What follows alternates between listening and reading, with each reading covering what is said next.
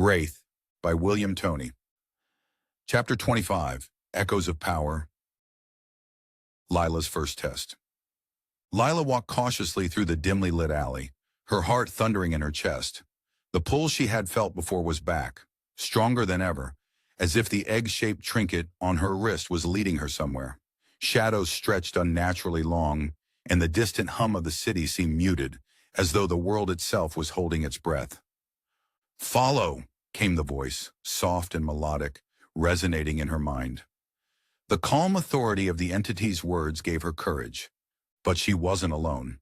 A group of men, their faces hard and desperate, stepped out from the shadows ahead of her, blocking her path. "Looks like we've got ourselves a little lost bird," one sneered, brandishing a knife. Lilah took a step back, her hand instinctively moving to the bracelet on her wrist. The eagle engraving shimmered faintly under the streetlight. "Stay calm," the voice urged. "You are more than they know.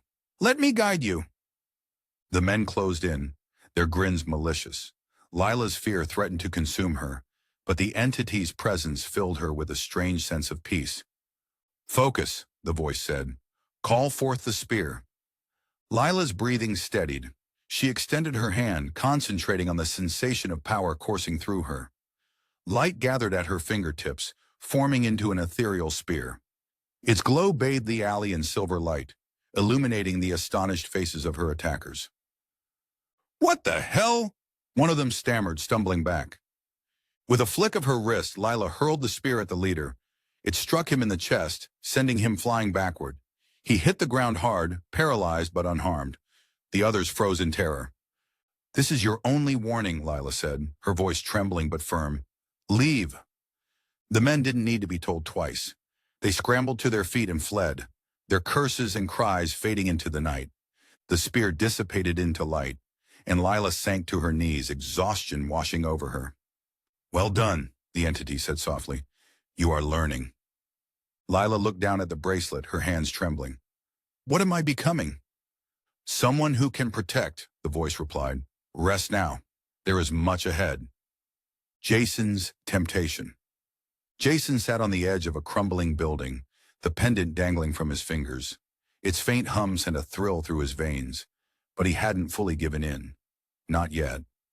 Eris materialized beside him, her golden gown catching the faint moonlight. Her smile was wide and knowing. "You're holding back," she said, leaning casually against the ledge. "Why?" Jason's jaw tightened. "I don't trust you. You're not exactly the poster child for honesty." Eris laughed, the sound like tinkling glass. "True enough, but have I lied to you yet?" Jason didn't answer, his gaze fixed on the pendant. "Think about it," Eris said, stepping closer. "With that, you could be unstoppable. No more lurking in the shadows. No more pretending to be something you're not." Jason finally looked at her, his eyes dark. "And what do you get out of it?" Eris's smile sharpened. "A world where we both win. You get power, and I get an avatar worthy of my gifts. Charles was a mistake. You're the real deal." Jason considered her words, the pendant's hum growing louder. Slowly, he slipped it over his neck. The moment it rested against his chest, the world shifted. His vision blurred, his mind flooded with whispers. He could feel the power, fragments of control, the ability to reach into minds and twist them like threads. Eris clapped her hands, delighted. "Good boy." Jason clenched his fists, the pendant's energy coursing through him. He could feel the city below him, the thoughts of its people like a faint murmur in the back of his mind. "What now?" "Now," Eris said, her eyes gleaming.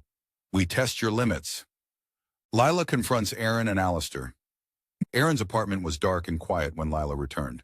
She found him seated on the couch, his face drawn and weary. Allistor lingered near the window, his golden eyes watching her with a mixture of amusement and disdain. "You're back," Aaron said, standing as she entered. "Are you okay?" "I'm fine," Lilah said curtly, "but we need to talk." Aaron sighed, running a hand through his hair. "Lilah, Don't," she interrupted. "No more half-truths, Aaron. I know something is happening, and I know it's bigger than just you." Aaron glanced at Allistor, who smirked. "She's persistent. I like that." "Stay out of this," Aaron snapped. Allistor stepped forward, his presence filling the room. "Oh, but I think I should stay very much in this. After all, the girl is tied to more than just you, Aaron." Lilah turned to Allistor, her brow furrowing. What are you?" "Allistor," he said with a mocking bow. "A friend of sorts, though I can't say the same for your companion." "What companion?" Lilah asked, her pulse quickening. Allistor's smile twisted into a sneer.